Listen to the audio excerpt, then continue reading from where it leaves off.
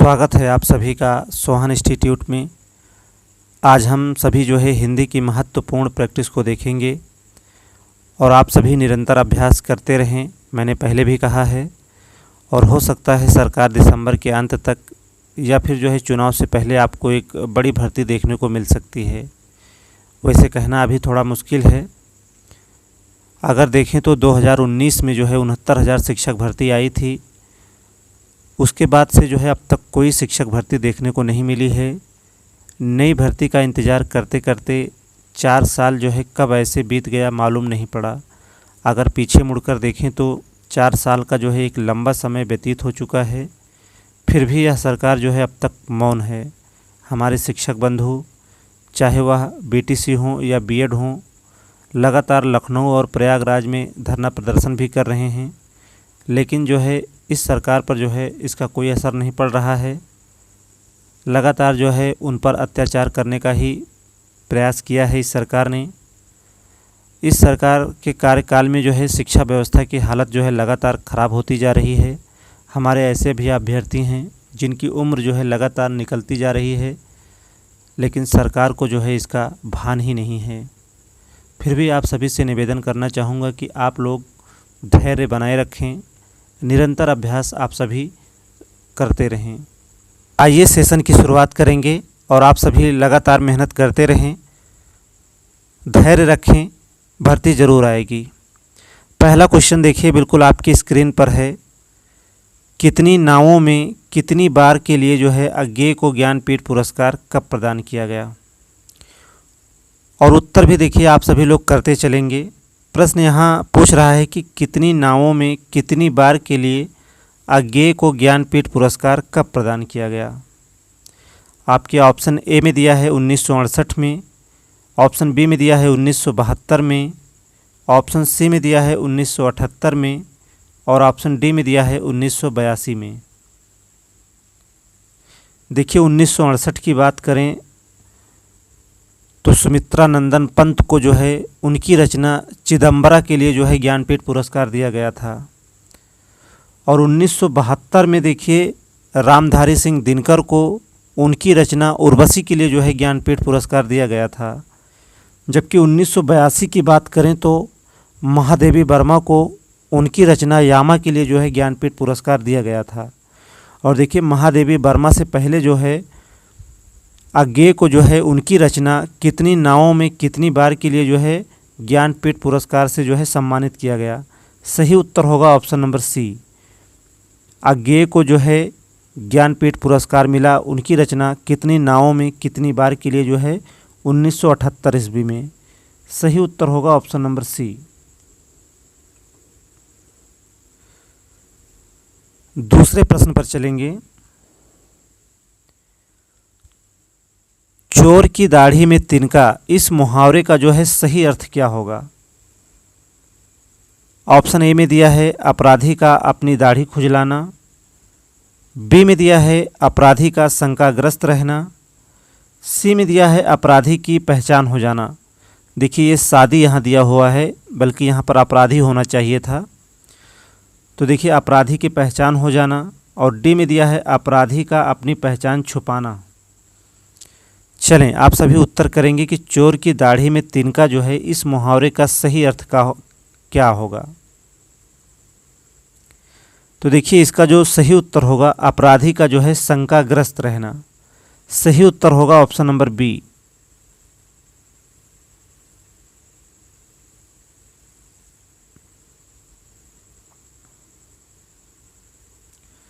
Next प्रश्न पर चलेंगे। एक बार कही बात को दोहराते रहना, वाक्यांश के लिए एक शब्द क्या होगा? ऑप्शन ए में दिया है प्राककथन, बी में दिया है प्रस्तावना, सी विकल्प में दिया है पृष्ठपेषण और डी में दिया है इनमें से कोई नहीं। उत्तर करेंगे आप सभी।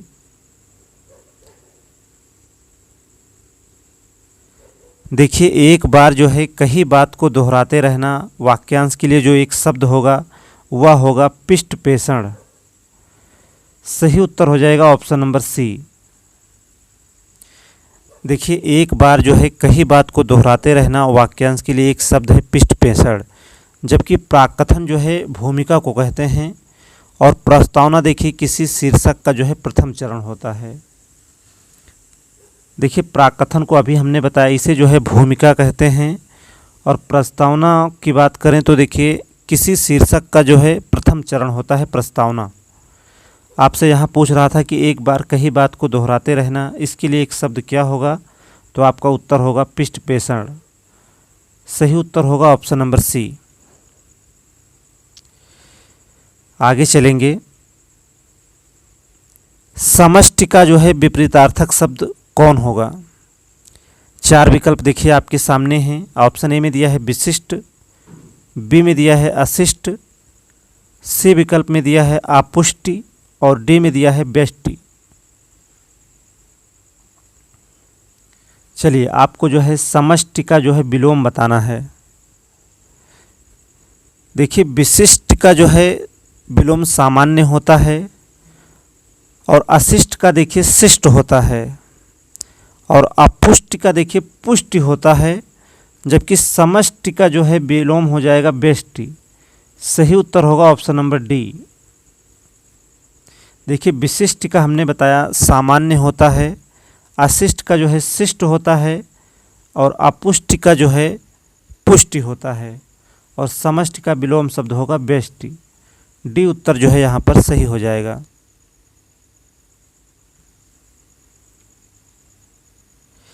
प्रश्न नंबर 5 पर चलेंगे। रमणीय में कौन सा प्रत्यय है? चलिए उत्तर देंगे आप सभी। रमणीय में कौन सा प्रत्यय है? ऑप्शन ए में दिया है अनीय, बी में दिया है ई, सी में दिया है रम और डी में दिया है ड़ी प्रत्यय है। देखिए रमणीय में जो है अनीय प्रत्यय है। ये उत्तर जो है आपका यहाँ सही हो जाएगा। देखिए इसके अन्य उदाहरण की बात करें तो जैसे आदरणीय हो गया, उल्लेखनीय हो गया, अभिनंदनीय हो गया, इन सब में जो है अनीय प्रत्यय है। आपसे यहाँ रमणीय में पूछ रहा था तो देखिए अनीय प्रत्यय जो है इसमें होगा।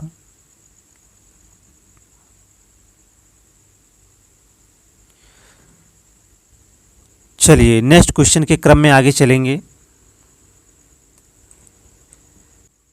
प्रश्न नंबर 6 देखिए आप सभी। श्री गुरु चरण सरोज रज निज मन मुकुर सुधार, बरनो रघुबर विमल जस जो दायक फल चार। इस पंक्ति में जो है कौन सा छंद है आपसे पूछ रहा है। चलिए दिया नहीं है, आखिर पूछ क्या रहा है, लेकिन इसमें आपको छंद बताना है कौन सा है। तो देखिए इसमें जो है दोहा छंद है। इससे पहले भी हमने इसकी चर्चा की है। दोहा में देखिए कुल 24 मात्राएं होती हैं। पहले और तीसरे में जो है 13-13 मात्राएं, दूसरे और चौथे में जो है 11-11 मात्राएं होती हैं। और देखिए दोहा जो है एक अर्ध सममात्रिक छंद है। सही उत्तर होगा ऑप्शन नंबर ए।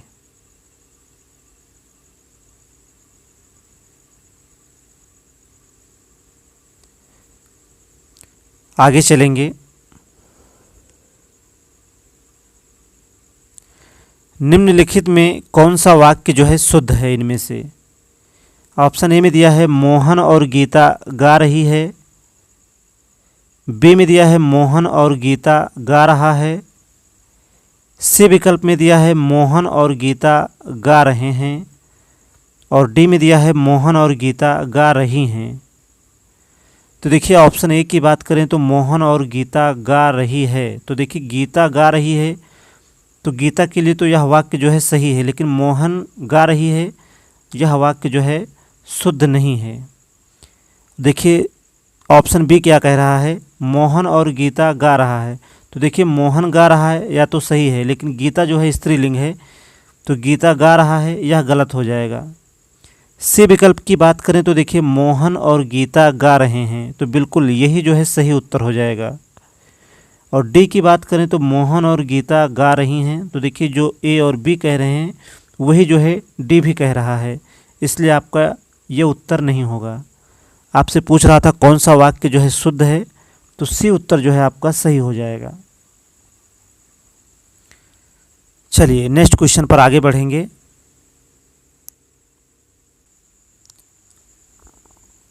चराचरम में कौन सा समास है? प्रश्न नंबर 8 आपसे पूछ रहा है कि चराचरम में जो है कौन सा समास है। ऑप्शन ए में दिया है तत्पुरुष समास, बी में दिया है द्वंद्व समास, सी विकल्प में दिया है बहुब्रीहि समास और डी में दिया है कर्मधारय समास। चलिए उत्तर करेंगे आप सभी कि इसमें जो है कौन सा समास है।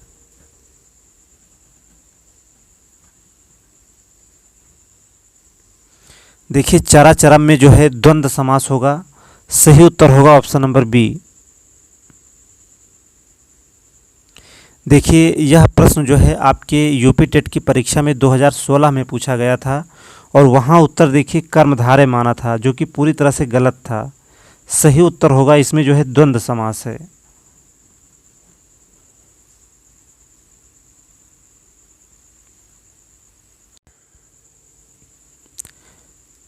भारतेंदु युग में निकलने वाली पत्रिका का सही युग्म जो है कौन सा है। ऑप्शन ए में दिया है कवि वचन सुधा और हिंदी प्रदीप, बी ऑप्शन में दिया है सरस्वती और माधुरी पत्रिका, सी में दिया है कल्पना और ज्ञानोदय, डी में दिया है नवनीत और कादम्बनी। देखिए भारतेंदु युग में निकलने वाली पत्रिका का जो सही युग्म होगा वह होगा ऑप्शन नंबर ए, कवि वचन सुधा और हिंदी प्रदीप। देखिए कवि वचन सुधा जो है हरिश्चंद्र की पत्रिका है और 1877 में हिंदी प्रदीप जो है इसका संपादन किया बालकृष्ण भट्ट ने, और कवि वचन सुधा का जो संपादन हुआ वह हुआ 1968 में। और दोनों देखिए मासिक पत्रिकाएं हैं और दोनों ही पत्रिकाएं जो है भारतेंदु युग में निकलने वाली पत्रिकाएं हैं। इसलिए आपका जो है सही उत्तर होगा ऑप्शन नंबर ए। प्रश्न नंबर 10 पर चलेंगे। 4 गज मलमल में जो है कौन सा विशेषण है।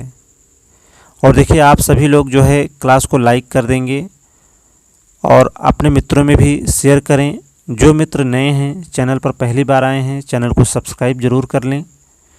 चलिए प्रश्न नंबर 10 आपसे पूछ रहा है कि 4 गज मलमल में कौन सा विशेषण है।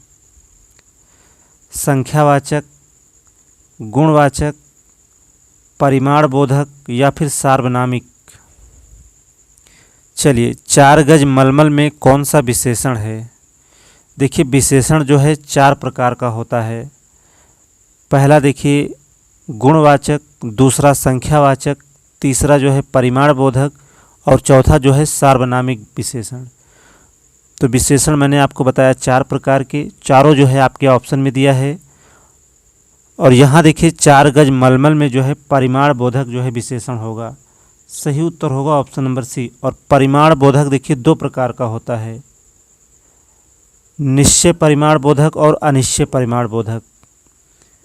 चलिए 4 गज मलमल में जो है कौन सा विशेषण होगा, तो आपका उत्तर होगा ऑप्शन नंबर सी।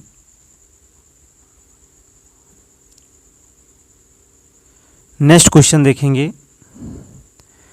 चौराहा शब्द में जो है कौन सा समास है।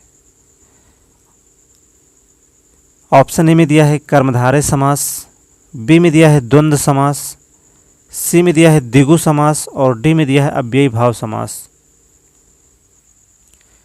चलिए कई बार जो है आपकी परीक्षा में यह प्रश्न पूछा जा चुका है, चौराहा शब्द में कौन सा समास है, तो आपका उत्तर होगा इसमें जो है द्विगु समास है।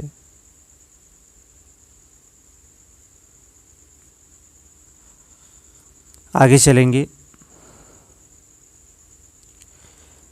कवि और उसकी रचना का कौन सा जोड़ा जो है सही नहीं है। ऑप्शन ए में दिया है शिवराज भूषण, क्या यह भूषण की रचना है। बी में दिया है शब्द रसायन, क्या यह देव की रचना है। सी में दिया है परिमल, परिमल क्या रचना जो है सूर्यकांत त्रिपाठी निराला की है। और डी में दिया है उद्धव शतक जो है क्या भारतेंदु हरिश्चंद्र की रचना है। देखिए शिवराज भूषण का है, यह बिल्कुल सही दिया हुआ है। शब्द रसायन भी देखिए देव का है। परिमल देखिए सूर्यकांत त्रिपाठी निराला का है, बिल्कुल सही है। लेकिन देखिए उद्धव शतक देखिए भारतेंदु हरिश्चंद्र का नहीं है, बल्कि यह रचना है जगन्नाथ दास रत्नाकर की। इसलिए डी उत्तर जो है आपका यहाँ सही हो जाएगा, क्योंकि यहाँ पूछ रहा था कौन सा जोड़ा जो है सही नहीं है। तो ऑप्शन डी जो है सही नहीं है, क्योंकि उद्धव शतक देखिए भारतेंद्र हरिश्चंद्र की नहीं बल्कि जो है यह रचना है जगन्नाथ दास रत्नाकर की। डी उत्तर जो है आपका सही हो जाएगा। प्रश्न नंबर 13 के क्रम में आगे चलेंगे। चलिए, इसमें भी वही पूछ रहा है, लेखक और उसकी कृति के युग्म में कौन सा युग्म जो है गलत है। 4 विकल्प आपके सामने हैं। देखिए, इसमें जो है 3 विकल्प जो है सही हैं, जो गलत है आपको वही बताना है। ऑप्शन ए में दिया है बोलगा से गंगा, क्या यह राहुल सांकृत्यायन का है। बी में दिया है सूरज का 7वां घोड़ा, क्या धर्मवीर भारती का है। सी में दिया है आर्यों का आदि देश, क्या यह कृति जो है डॉक्टर संपूर्णानंद की है। डी में दिया है दर्शन दिग्दर्शन, क्या यह कृति जो है रामचंद्र शुक्ल की है। चलिए, उत्तर करेंगे आप सभी। देखिए, बोलगा से गंगा यह राहुल सांकृत्यायन की कृति है, यह तो बिल्कुल सही दिया हुआ है।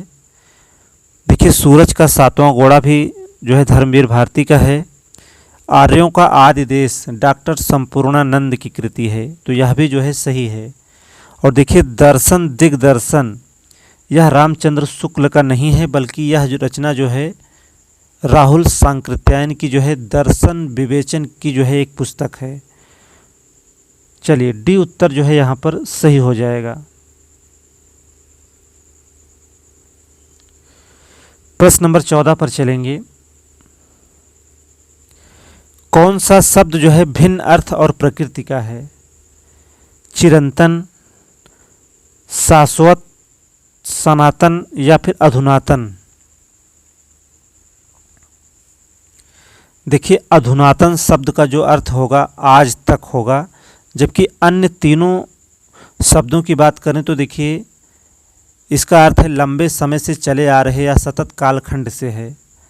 तो इसका यहाँ आपसे पूछ रहा था कौन सा शब्द भिन्न और अर्थ प्रकृति का है, तो इसका जो सही उत्तर होगा ऑप्शन नंबर डी, अधुनातन का अर्थ होगा आज तक, जबकि चिरंतन, शाश्वत और सनातन का अर्थ होगा जो लंबे समय से जो है चला आ रहा है। चलिए, इसमें कौन सा भिन्न अर्थ और प्रकृति का है, तो आपका उत्तर होगा ऑप्शन नंबर डी। प्रश्न नंबर 15 के क्रम में आगे बढ़ेंगे। अर्वाचीन शब्द का विलोम क्या होगा। चलिए, ऑप्शन ए में दिया है प्राचीन, बी में दिया है अद्यतन, सी विकल्प में दिया है अधुनातन और डी में दिया है सनातन। देखिए, अर्वाचीन का अर्थ होता है नवीन, और देखिए अर्वाचीन का अर्थ होता है नवीन। आपसे इसका जो है विलोम पूछ रहा है, तो इसका जो विलोम शब्द हो जाएगा प्राचीन। देखिए, अभी हमने बताया अर्वाचीन का जो अर्थ होता है नवीन और प्राचीन का अर्थ होता है पुराना। चलिए, ए उत्तर जो है यहाँ पर सही हो जाएगा।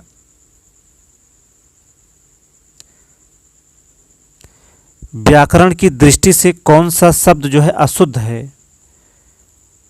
चलिए, वाक्य शुद्धि से भी यहाँ प्रश्न जो है लिया गया है। आपकी परीक्षा में लगभग 102 प्रश्न जो है वाक्य शुद्धि से आता ही आता है। ऑप्शन ए में दिया है बिरहणी, बी में दिया है गृहिणी, सी में दिया है विभीषण और डी में दिया है जगत गुरु। देखिए, बिरहणी की बात करें तो यह सही दिया हुआ है, विभीषण भी देखिए सही दिया हुआ है और जगत गुरु देखिए सही दिया हुआ है। आपका जो सही उत्तर होगा ऑप्शन नंबर बी, गृहिणी जो है सही नहीं दिया है और यही जो है सही हो जाएगा। यही आपसे पूछ रहा था। देखिए, इस प्रश्न पर काफ़ी विवाद भी रहा था। यूपी टेट की परीक्षा में यह प्रश्न आया हुआ प्रश्न था। तो देखिए, गृहिणी वहाँ जो है ये उत्तर जो है आपका सही हो जाएगा। गृहिणी जो है इस प्रकार से लिखा जाता है, तो बी विकल्प जो है आपका सही हो जाएगा। पूछ रहा था कौन सा विकल्प अशुद्ध है, तो बी उत्तर जो है अशुद्ध है। चलिए, प्रश्न नंबर 17 पर चलेंगे। निम्न में से कौन सा युग्म जो है गलत है। ऑप्शन ए में दिया है लुटिया डूबना, क्या सारा काम चौपट हो जाना इसका अर्थ होगा। बी में दिया है सब्ज बाग दिखलाना, हरा भरा करना। सी में दिया है मुट्ठी गरम करना, रिश्वत देना। डी में दिया है माई का लाल, साहसी व्यक्ति। देखिए लुटिया डूबना मुहावरे का सही अर्थ है सारा काम चौपट होना, तो यह बिल्कुल सही दिया हुआ है। ऑप्शन सी की बात करें तो मुट्ठी गर्म करना मुहावरे का जो सही अर्थ होगा वह होगा रिश्वत देना। ऑप्शन डी में देखिए माई का लाल साहसी व्यक्ति, यह भी सही दिया हुआ है। और देखिए सब्ज बाग दिखलाने का जो सही अर्थ होगा वह होगा लालच देकर बहकाना। तो देखिए हरा भरा करना नहीं होगा। आपसे पूछ रहा था कौन सा युग्म जो है गलत होगा, तो बी उत्तर जो है यहाँ पर सही हो जाएगा। चलिए यही जो है सही नहीं दिया हुआ है, क्योंकि सब्ज बाग दिखलाने का जो सही अर्थ होता है लालच देकर बहकाना।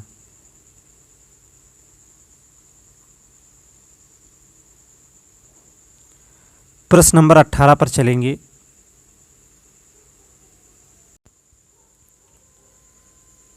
मेरी भव बाधा हरौ राधा नागरी सोए, जा तन की झाई परे श्याम हरित दुति होए।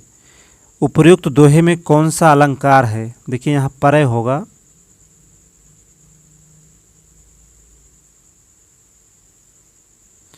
चलिए, मेरी भव बाधा हरौ राधा नागरी सोए, जा तन की झाई परे श्याम हरित दुति होए। प्रयुक्त पंक्ति में जो है कौन सा अलंकार है? ऑप्शन ए में दिया है अन्योक्ति, बी में दिया है श्लेष, सी में दिया है रूपक और डी में दिया है बी और सी दोनों। तो देखिए इस पंक्ति में जो है श्लेष और रूपक दोनों अलंकार है, इसलिए आपका जो सही उत्तर हो जाएगा ऑप्शन नंबर डी। राधा नागरी में देखिए यहाँ पर रूपक अलंकार है, जबकि भव और श्याम में जो है यहाँ पर श्लेष अलंकार है। डी उत्तर जो है सही हो जाएगा। चलिए अगले प्रश्न पर चलेंगे। तुलसीदास किसकी कविता है? मुक्तिबोध की, अज्ञेय की, हरिवंश राय बच्चन की या फिर सूर्यकांत त्रिपाठी निराला की?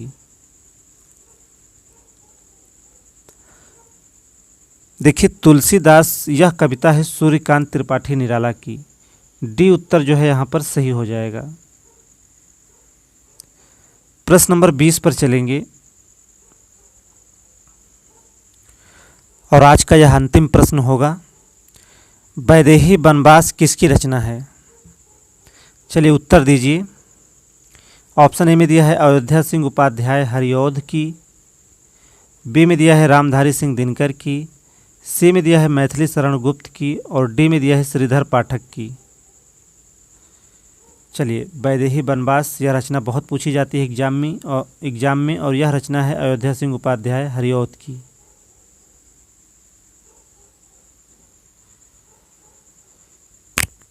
चलिए सेशन कैसा रहा आप सभी कमेंट में ज़रूर बताएं और आपके जो है इन 20 प्रश्नों में कितने सही हुए आप सभी कमेंट के माध्यम से ज़रूर सूचित करें। आज की क्लास को जो है यहीं पर रोकेंगे। क्लास में लगातार बने रहने के लिए आप सभी मित्रों का बहुत बहुत धन्यवाद।